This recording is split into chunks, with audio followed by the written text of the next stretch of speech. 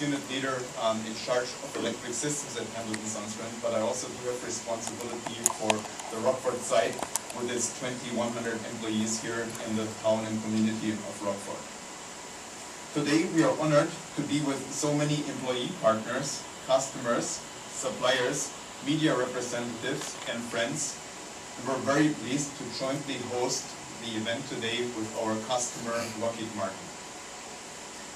I welcome our distinguished elected officials, including Congressman Don Manzulo and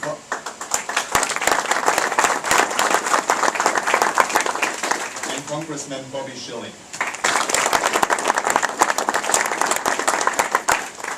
And we're excited to have both of you here.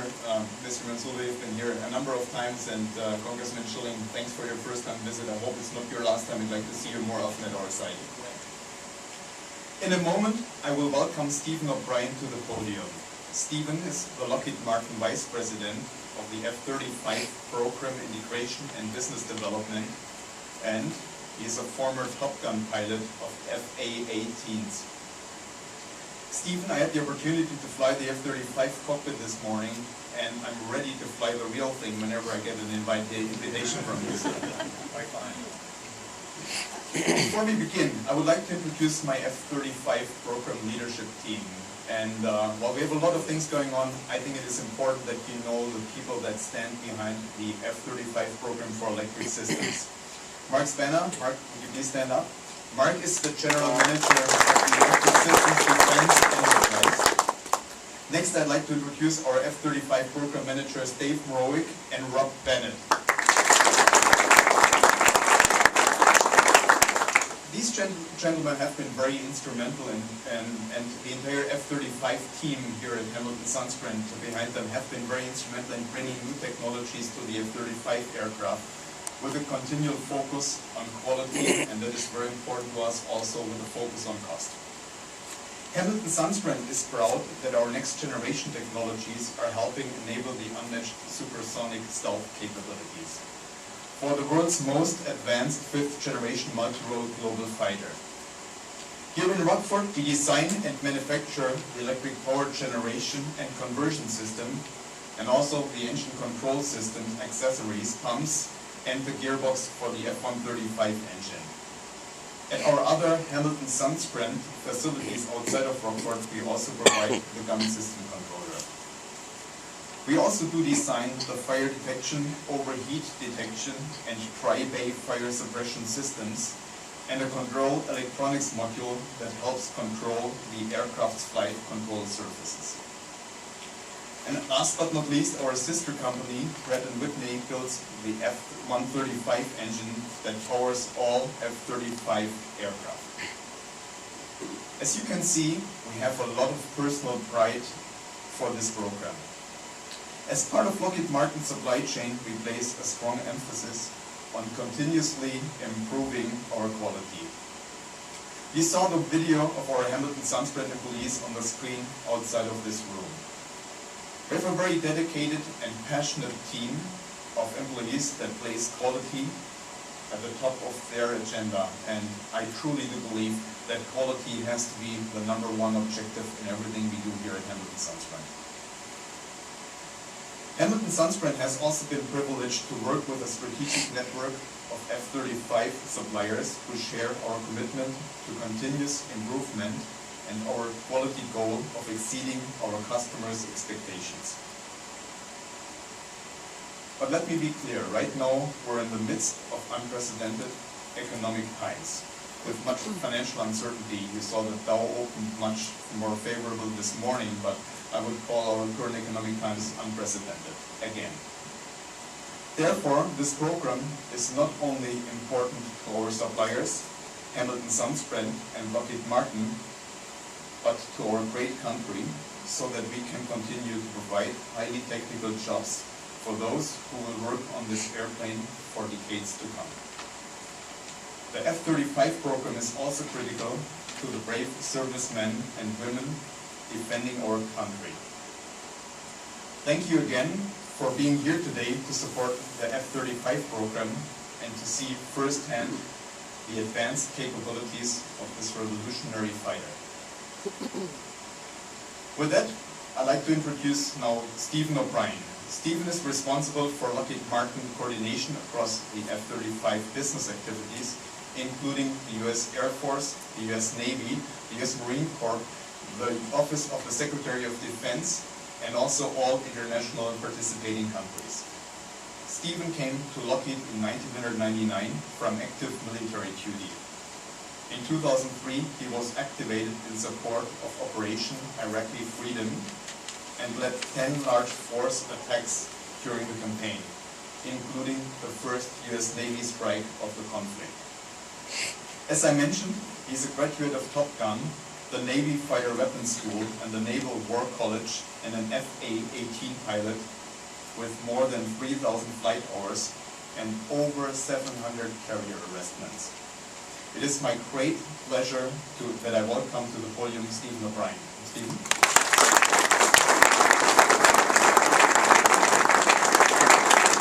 Good morning. What Andreas left out there is I'm actually a native of Northern Illinois, and I can't tell you how hard it is for somebody from this region to live in Texas right now. And it's not just the 110-degree heat, it's actually being a Bears fan in cowboy country. So when I got on the radio this morning and headed in, when they were talking about the Bears, it just warmed my heart. So it isn't there anymore, but it should be a good year. But I thought I'd take a few minutes to just talk a little bit about the F-35 program, to specifically remind us of why the program is so important to our services and our international partners, and to provide you a quick update of where we are in both flight test and production. So what is the F-35? Why are our services and international partners so eager to acquire it? And why is the program designed as 3 variants? First, it is a multi-role strike fighter, which means it was designed from the beginning for a number of missions, including air-to-air, to fight and win against enemy aircraft, and air-to-ground missions, the ability to destroy mobile targets, both land and sea, through the weather. And why do we need the F-35 now? Because our services need new aircraft with next-generation capability. That will enable them to meet the increasingly capable threats of today, tomorrow, and decades to come. Today, our services are flying aircraft that were originally designed in the Nixon administration, where the average age of a U.S. Air Force fighter is over 20 years old. The U.S. Navy and Marine Corps are in similar circumstances. These legacy airplanes were fine in their time, but their service life is rapidly aging with the pace of current operations. Today, in the airline industry, as you can see in this facility, they are converting to a next generation of aircraft that is more reliable and efficient, and they're reducing the types of aircraft in their fleet. They are doing this to simplify their training, supply chain, and maintenance. This reduces costs and transitions the airline industry to the next generation of aerospace technology. The Department of Defense is following the same efficient model with the F-35. Services are replacing their aging fleet of over 6 different models of fighter aircraft with a single make model of F-35 and its 5th generation capabilities. We're able to do this because the F-35 is modified to meet the unique basing requirements of each service. With 3 variants, the F-35A, or conventional takeoff and landing, is used for standard runways by the U.S. Air Force. The F-35B is used for vertical landings and amphibious ships and expeditionary operations. The F-35C is designed for large deck carrier operations with the U.S. Navy. While they have unique design features to meet those basing requirements, the 3 variants still have a great deal in common. Much of the airframe, all of the avionics, all of the software, and the engines, including the 5th generation capabilities, are all common. To further save costs, the U.S. invited its closest allies to contribute to the F-35, development, production, and sustainment. These contributions of the international partners saved the U.S. government over $35 billion in procurement costs alone. With a production run well over 3,000 airplanes, the F-35 has a total export value of over $200 billion. We expect that number to double as we increase the international sales. So what does the F-35 bring to our men and women in uniform? It brings 5th generation capability that you will see in the cockpit demonstrator later today. This is a combination of state-of-the-art avionics like radar, the electrical optical targeting system, data links, and communication systems that allow the pilot and aircraft to connect and share data with other platforms in the battle space. And of course, the vitally important stealth capability that gives a pilot the ability to fly deep in heavily defended areas and prosecute targets with lethal precision and then safely return home. Stealth isn't something you can add on or paint on to a fighter airplane. It has to be designed in from the beginning. Other countries, like China, are striving hard to develop fifth-generation stealth fighters, and it will likely succeed. The F-35 is designed to preserve the edge and stay a step ahead of any potential threat or adversary. The F-35 allows us to capitalize our services and allies affordably. Assuming the current production projections are maintained, the U.S. estimates the average unit cost of the F-35A to be the same as fourth-generation F-16s and F-18s. So the bottom line is the F-35 is a tri-variant design that we built in large numbers that provides revolutionary fifth-generation capability at the same cost as current generations or former generations of fighter airplanes. So where are we on the program right now? Well, we're focused on completing development as well as flight tests to prove out the F-35 design. 6 F-35As are flying at Edwards Air Force Base, 5 F-35Bs are at Pax River with 3 F-35Cs in the test plane. And we are ahead of program and ahead of flight test plan for 2011. Of special note is the F-35B, the Stovall variant, which is performing very well this year. It is 40% ahead of plan and has completed over 120 vertical landings in the first 6 months this year, compared to just 10 in all of 2010. Clearly, we're hitting our stride on the flight test program. We're also up on production, too. First 5 lots of production jets,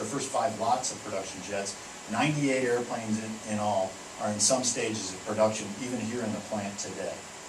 We've delivered 4 production jets to the U.S. Air Force. They're flying at Edwards Air Force Base in the test fleet, and they're flying at Eglin Air Force Base, training the first cadre of U.S. Air Force pilots. And we're building at a low rate right now, about 2 a month, but we need to get to 1 a manufacturing day, and efficiently as possible. This program is built on the economies of scale, with a moving assembly line and high automated rates.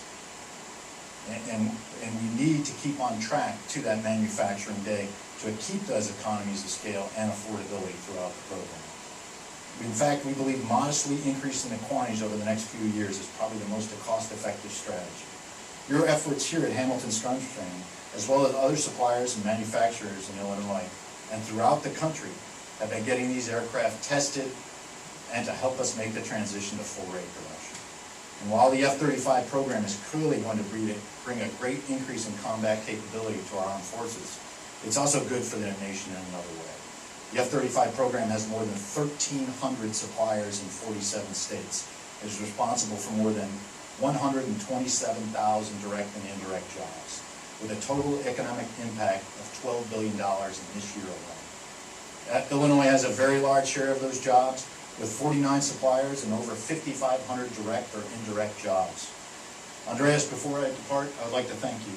I'd like to thank you for being a partner on the P3, C5, C-130, F-16, F-22, and now the F-35. We appreciate everything, all of you done for so many years with Lockheed Martin. And I got to tell you, it's the only place I can go and say I'm a Bears fan. So, thank you so much, and thanks for having us.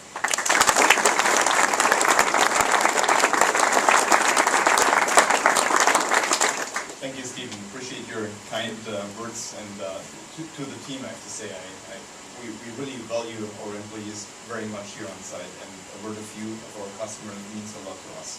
It will encourage and charge us even to work even harder.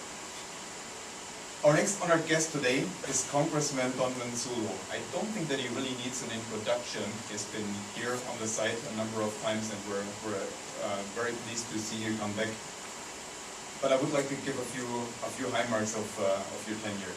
Congressman Manzulo has tirelessly served Illinois' 16th Congressional District since 1992. And I think that's most important. He has been and is a longtime supporter of Rockford manufacturers like Hamilton Sons-Grant.